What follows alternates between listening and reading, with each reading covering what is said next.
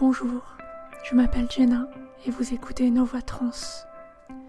Dimanche 21 février 2021, c'est la date quasi palindromique où un petit collectif féministe nous a réunis sur la place derrière l'Assemblée nationale pour manifester notre ras-le-bol de l'hypocrisie politique qui consiste à se clamer les défenseurs des minorités tout en tapant sur celles-ci dès qu'on peut. Nous avons défilé, chanté, crié. Nous nous sommes retrouvés aussi, parfois après de longs mois, loin les uns des autres. Se rappeler que nous militons pour plus que des concepts passe par toucher la réalité de nos vies. J'ai interrogé quelques-unes des personnes que j'ai pu croiser et vous reconnaîtrez peut-être des voix des épisodes passés ou à venir. Bonne écoute.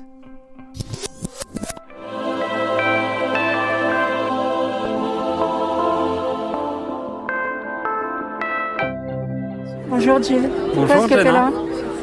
Je suis là parce que on est au rassemblement pour la PMA. Moi je dis l'accès universel à la PMA puisqu'il s'agit de ça. Un accès à la procréation médicalement assistée pour toutes les personnes qui le souhaitent, qui sont en capacité de porter un enfant ou pour utiliser leurs gamètes si elles ont des gamètes. Je suis un peu concerné en tant que personne trans parce que la conservation des gamètes est un truc en tant que femme trans parce que la conservation des gamètes est un truc qui ne nous est pas forcément encore très accessible en France. Ce qui est certain, c'est qu'on ne peut pas les utiliser.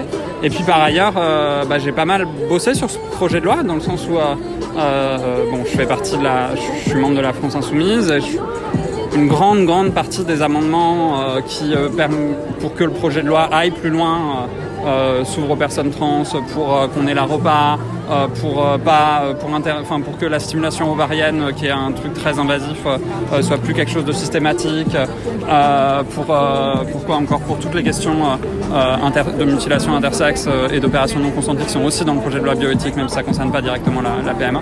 Toutes ces choses-là, on a essayé de travailler dessus pendant la première et la deuxième lecture. Avec les autres de l'équipe thématique de la France Insoumise, on a énormément travaillé sur plein d'amendements qui ont tous été refusés. Et donc voilà, je suis là aujourd'hui pour gueuler contre ça. Et je trouve que, notamment sur les questions trans, le gouvernement a vraiment été odieux en refusant clairement ce qu'il a appelé la filiation trans, ce qui pour moi est vraiment un retour en arrière énorme par rapport à la loi de 2016, parce que la loi de 2016, c'est la fin du régime juridique où on dit les personnes trans n'ont légalement pas le droit de se reproduire parce que sinon elles n'ont pas le droit de changer d'état civil. En 2016, on met fin à ça, on dit voilà, on peut changer d'état civil sans forcément être stérile. Et là, on revient en arrière en disant en fait, on ne veut pas que les personnes trans aient une descendance biologique. On refuse que la loi admette ça. Et donc, c'est même pas un refus de n'ouvrir de nouveaux droits, c'est vraiment un retour en arrière. Et pour moi, c'est extrêmement grave, quoi. Même si ça concerne pas 90% de la population, pour les personnes concernées, c'est quand même quelque chose d'extrêmement grave, quoi. On parle d'interdire d'avoir une descendance biologique, et donc ça me... Ou légale d'ailleurs. Ou légale, parce qu'effectivement la filiation est pas entérinée, même si sur la filiation le gouvernement a un discours un peu plus genre on veut pas s'en occuper, on laissera la jurisprudence, qui est pas un discours de refus clair, mais un discours de on s'en lave les mains. Oui. Donc oui, c'est absolument scandaleux, et j'espère que d'ici la troisième lecture et la lecture finale, qui j'espère auront lieu avant la fin du mandat, on arrivera à faire bouger ces choses-là, quoi. Voilà. Merci Jill. Merci à toi.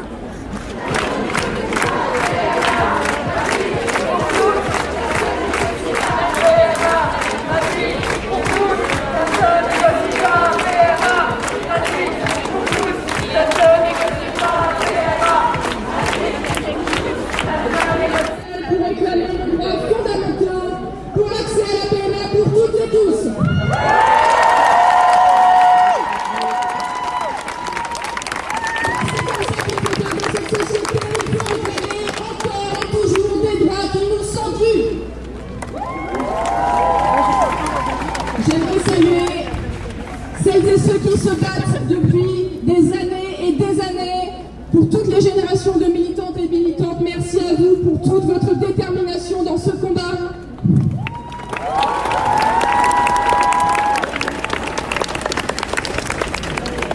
Que les députés de cette assemblée le retiennent pour la troisième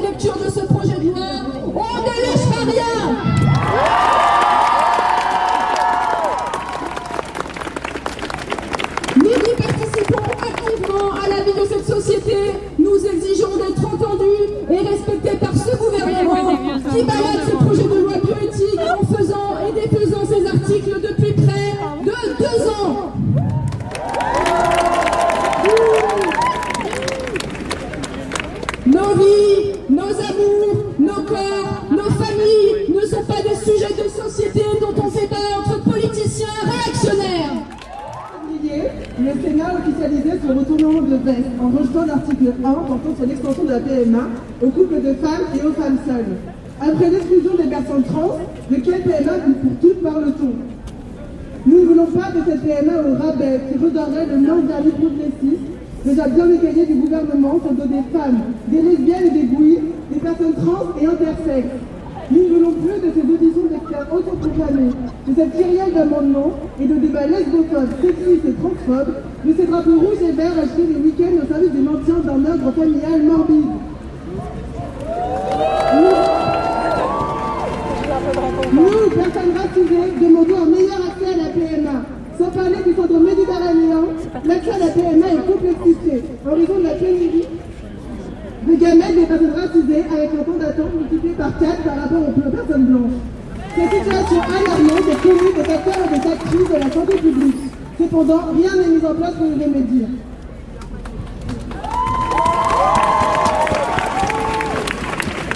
Nous voulons la PMA pour toutes et tous, femmes cis et trans, hommes trans, personnes non binaires et intersexes, seuls ou en couple. Nous voulons la PMA sans père et sans reproche et à nos conditions.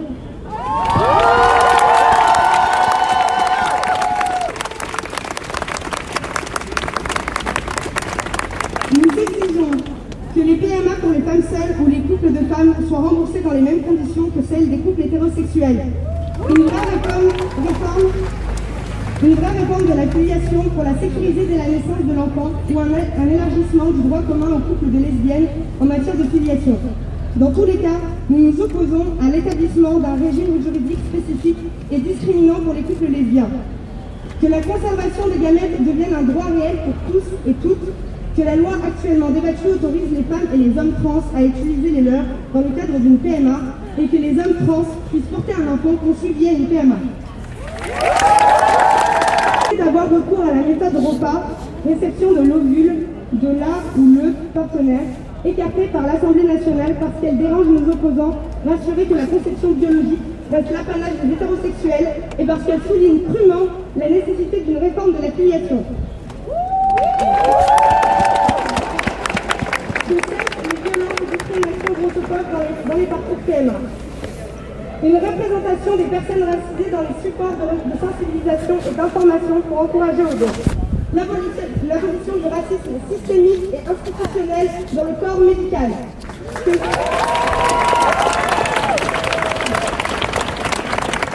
Que cessent les mutilations et le contrôle médical sur les enfants intersexes.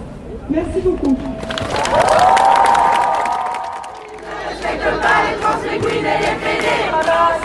Assez cette société qui ne respecte pas les trans et qui les PD. Assez cette société qui ne respecte pas les trans et qui les PD. Assez cette société qui ne respecte pas les trans et qui les PD. Assez cette société. Bonjour à tout le monde, Adèle, alliés et camarades. Merci aux organisatrices de m'avoir invité à prendre la parole. Je m'appelle Ali Aguado, je suis FT et parent de 2 enfants.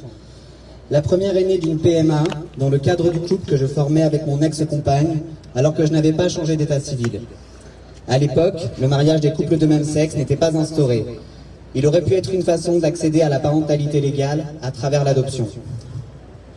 À l'époque encore, la stérilisation pour l'obtention d'un état civil modifié était un passage obligé du parcours de beaucoup d'entre nous, car elle était demandée par la plupart des tribunaux. Ce que j'ai refusé. Je n'avais donc pas pu reconnaître la naissance de cet enfant et en devenir le parent légal. Après la rupture avec mon ex-compagne, je n'ai disposé d'aucun moyen de faire valoir ma place dans ce projet parental qui avait été le nôtre. Malgré 5 années de procédure judiciaire, et une première victoire de la part du tribunal de grande instance de Bobigny, restreinte par la suite du fait de la rupture de lien imposée par mon ex, je n'ai pas pu maintenir le lien qui m'initiait à ma fille, ni jamais la revoir. Ce qui me vaut d'être ici aujourd'hui, devant vous, c'est d'avoir récemment choisi de rendre public le parcours de parentalité que nous traversons avec mon compagnon, un PD cisgenre. J'ai porté mon 2e enfant, et je lui ai donné naissance. Je fais en effet partie de ces personnes qui ont pu changer d'état civil sans stérilisation avant que la loi vienne, en 2016, abolir cette condition transphobe et humiliante. Et j'ai donc conservé ma capacité à faire des enfants. Si je suis venu vous parler aujourd'hui, ce n'est pas seulement pour livrer un témoignage, mais bien pour rendre visibles les enjeux politiques qui traversent cette expérience et en réalité toutes les vies des trans qui s'engagent dans un projet parental.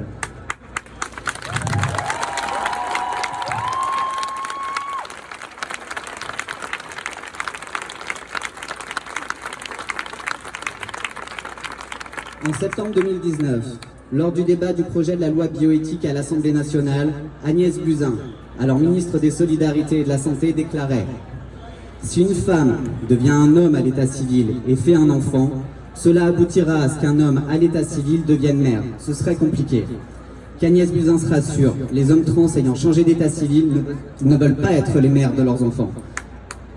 Elle avait également dit « Si un homme trans fait un enfant par voie naturelle, cela posera un problème de filiation, puisque c'est un homme qui donnera naissance. » De fait, le principal enjeu qui s'est posé aussi pour nous, ce fut d'obtenir la reconnaissance juridique de la double filiation paternelle à notre fille, c'est-à-dire la garantie qu'elle aurait deux parents genrés au masculin dans son acte de naissance.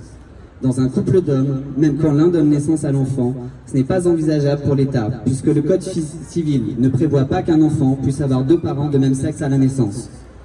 C'est aussi là que les communautés trans et lesbiennes se doivent d'être solidaires pour que la PMA ne soit pas seulement ouverte comme un accès médicalisé à la procréation dans le cadre du mariage, mais que nous défendions collectivement la reconnaissance du parent d'intention sans mariage et sans adoption.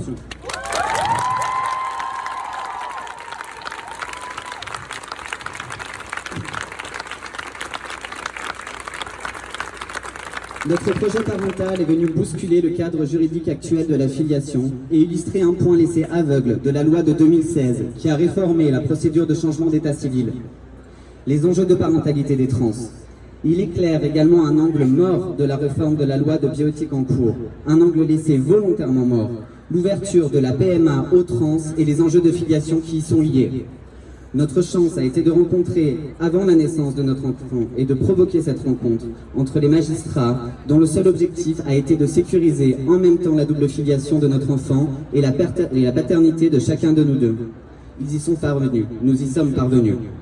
Mais notre situation reste incertaine, car malgré tout, l'acte de naissance de notre enfant pourrait être considéré comme irrégulier.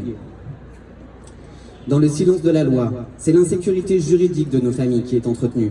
Combien de situations se présenteront comme bancales et potentiellement dramatiques? Lors du débat sur la loi de bioéthique, Nicole Belloubet, alors garde des Sceaux, avait refusé que la loi statue sur ces questions, préférant renvoyer à la jurisprudence le traitement de ces rares cas comme le nôtre. C'est pourtant aux législateurs et à l'exécutif que revient la responsabilité de sécuriser le parcours des futurs parents trans, leur situation juridique et celle de leurs enfants, dans le prolongement de la loi 2016 sur le changement d'état civil. Lorsqu'ils et elles sont engagés dans un projet parental, par la biologie ou par l'intention, les trans qui ont changé d'état civil doivent pouvoir être reconnus parents dans leur sexe d'état civil. En effet, et contrairement à l'affirmation de Buzyn, un FT qui accouche peut malheureusement trop facilement devenir mère à l'état civil. Une MT, qui est le parent biologique de son enfant, peut malheureusement trop facilement devenir le père à l'état civil. Et heureusement, nous y avons échappé. C'est pourquoi la loi doit changer, et sans même attendre. Le ministère de la Justice doit faciliter la reconnaissance de la filiation des trans dans le bon sexe d'état civil dès la naissance de leurs enfants. Par exemple, par le biais d'une circulaire, comme ce fut le cas pour le changement d'état civil sans stérilisation avant 2016. Avant de conclure, je pense à toutes ces personnes qui ont dû, avant 2016, en passer par de lourdes et coûteuses interventions chirurgicales pour obtenir leur état civil. Ces interventions, inutiles, ont pu laisser des séquelles physiologiques et psychiques. Elles n'étaient pas légitimes, elles ne permettaient qu'à l'État de renforcer un système homophobe, lesbophobe et transphobe. Plusieurs d'entre nous ont fait ce choix, non pas parce qu'ils souhaitaient être stériles, mais parce que c'était la seule solution pour avoir des papiers et sortir de la précarité. Cette obligation était illégale. Aucune loi ne peut obliger la stérilisation forcée et systématique de toute une communauté. Et il nous faut nous organiser maintenant et collectivement pour demander réparation.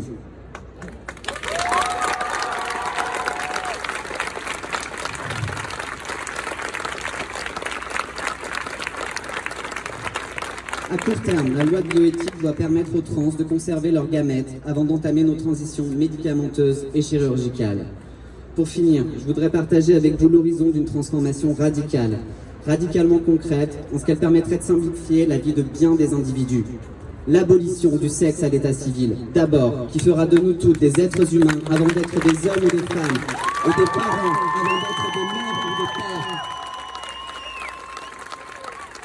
L'institution de la filiation par engagement, ensuite, qui reconnaîtrait que ce qui constitue la parentalité, c'est d'abord la volonté et l'intention des futurs parents dans le projet parental. Dans le cadre de la PMA pour un couple hétéro, c'est d'ores et déjà l'engagement qui fonde la parentalité à travers la procédure de reconnaissance. Nous la voulons aussi. Ce serait une réforme pour le bien général qui accueillerait toutes les parentalités, quel que soit le mode de procréation, le genre ou le nombre des parents. Car bien entendu, il n'y aurait alors plus lieu de se limiter à la biparentalité. Monoparentalité et pluriparentalité y trouveraient toute leur place, indépendamment du statut matrimonial, conjugal, amical ou amoureux. Merci.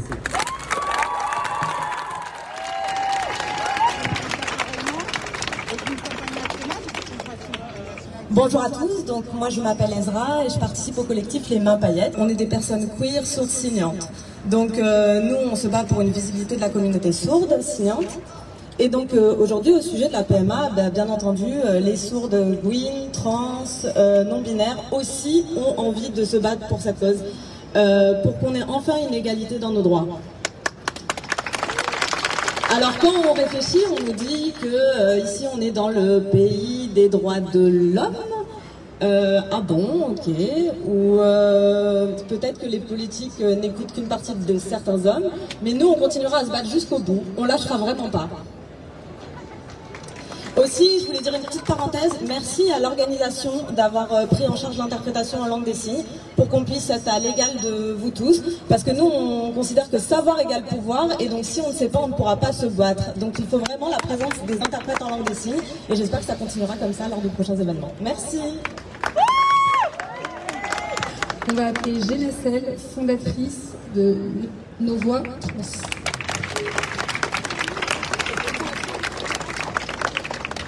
Camarades, alliés, chers adeptes, ce n'est pas à vous que je vais m'adresser.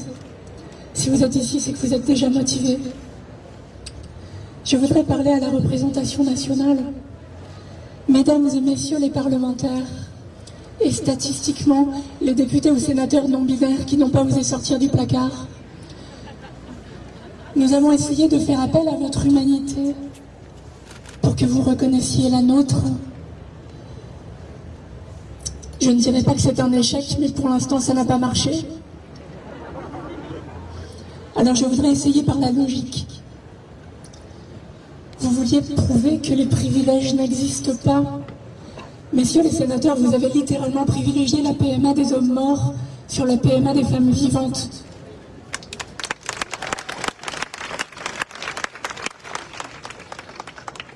Vous êtes des patriotes ? Faites en sorte que la France ne soit plus condamnée pour traitements inhumains, dégradants ou discriminants.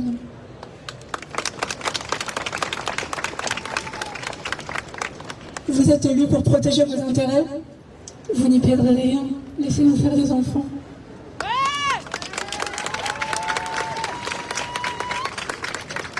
Vous êtes élus pour laisser une trace dans l'histoire. Les votes seront publics. Laissez-nous faire des enfants.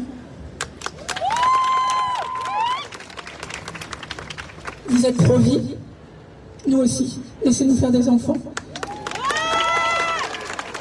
Vous êtes pro-choix, nous aussi, laissez-nous faire des enfants. Vous voulez protéger les enfants, nous aussi, aidez-nous à les protéger légalement.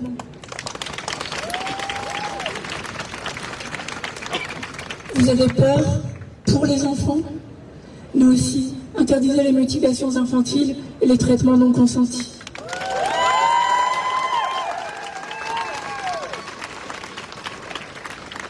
Vous avez peur pour les retraites? Nous aussi, laissez-nous faire des enfants.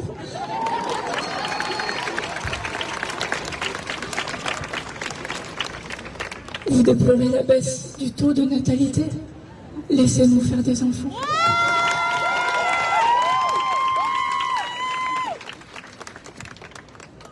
totalement logique, encore. Dans un couple hétéro, vous privilégiez les gamètes disponibles au sein du couple, mais vous l'interdisez dans les couples de lesbiennes. Pourquoi? Je suppose que la réponse homophobie est trop simple. Vous n'êtes pas homophobe? Cool, laissez-nous faire des enfants.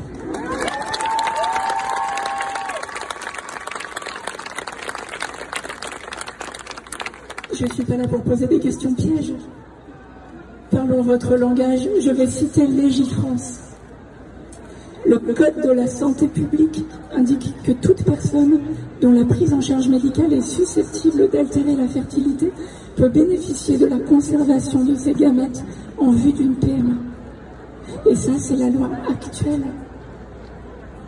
Si nos transitions sont prises en charge médicalement, quand on y arrive, avec des traitements qui altèrent notre fertilité, pourquoi est-ce que les sécos refusent les gamètes des personnes trans?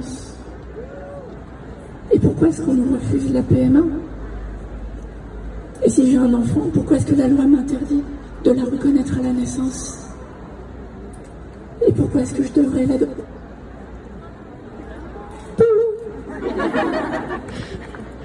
Et pourquoi est-ce que je devrais l'adopter? Et Coco.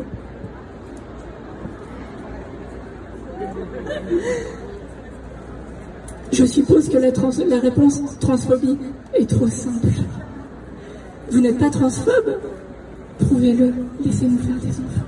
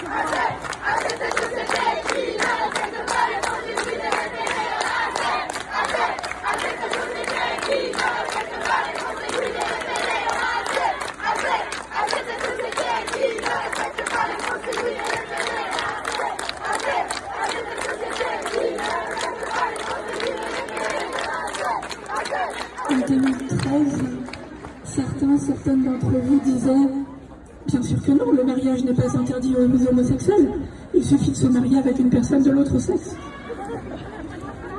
Dans les débats depuis 2019, certaines d'entre vous disent « Bien sûr que non, la PMA n'est pas interdite aux personnes trans, il suffit de ne pas changer d'état civil. »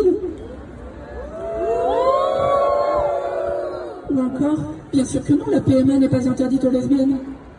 Il suffit de se marier avec un homme. » Ces réponses sont indignes, mais elles expliquent malheureusement pourquoi vous n'avez toujours pas interdit les thérapies de conversion. Vous avez du travail et nous sommes là pour vous aider. En 2013, le mariage a été ouvert, les hétéros n'ont perdu aucun droit et l'institution ne s'est pas effondrée. Certains d'entre vous sont là depuis très longtemps et certaines d'entre nous viennent juste d'arriver. Si nous sommes tous et toutes les enfants de la République, il va falloir apprendre à partager avec vos frères et sœurs.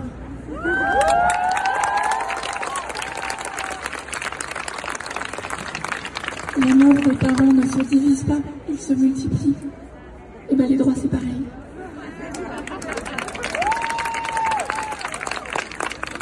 Nous ne demandons pas seulement que vous nous appliquiez les mêmes règles compliquées de filiation, de présomption et de promesse devant notaire. Améliorez ça. Vous avez l'opportunité de créer une vraie égalité qui profitera à tout le monde. Nous sommes là pour demander l'égalité en mieux. La vérité, c'est que nos enfants sont déjà là. Nous allons continuer à les faire, avec ou sans vous. Ce sera vraiment plus facile avec votre aide. Sans vous, nous irons en Belgique ou en Espagne. Nous adopterons nos propres enfants si les juges nous laissent faire.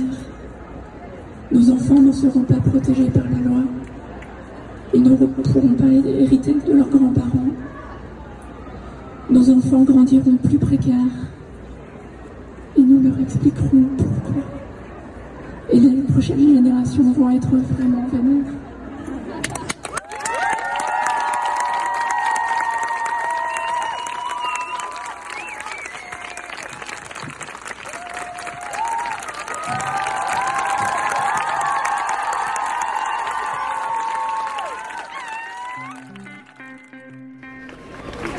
Bonjour Lexi. Je suis là parce qu'il est nécessaire de rappeler que les enjeux autour de la parentalité concernent et touchent à une question d'eugénisme social qui maintient un état de contrôle sur des minorités sociales et que de fait il existe une convergence et il existe un vrai besoin et une inégalité de droits qu'on doit combattre. Voir s'il y avait des personnes anonymes qui ne pouvaient pas, et je n'ai jamais rien demandé à personne. L'idée d'élever un enfant seul ne m'a jamais fait peur. L'ironie veut que dans ma famille, il n'y a pas d'hommes. Ils sont tous morts et les femmes ont élevé leurs enfants seuls. J'ai donc commencé mes démarches pour la PMA en solo en Espagne. Et j'ai découvert que non seulement j'allais dépenser toutes mes économies, mais aussi que j'allais le faire rapidement parce que les avis des médecins n'étaient pas très encourageants. Le drame commence, les aspects médicaux sont déjà très lourds. Mais à tout ça, il faut ajouter... Bonjour Gaël. Bonjour. Pourquoi tu es là? Je suis là parce que j'aimerais que la loi change, que les choses changent en fait, pour un jour avoir ma propre famille et aussi pour ressentir cette communauté autour de nous parce que l'année 2020 a été compliquée et qu'on n'a pas pu se croiser. Donc ça aussi, les deux.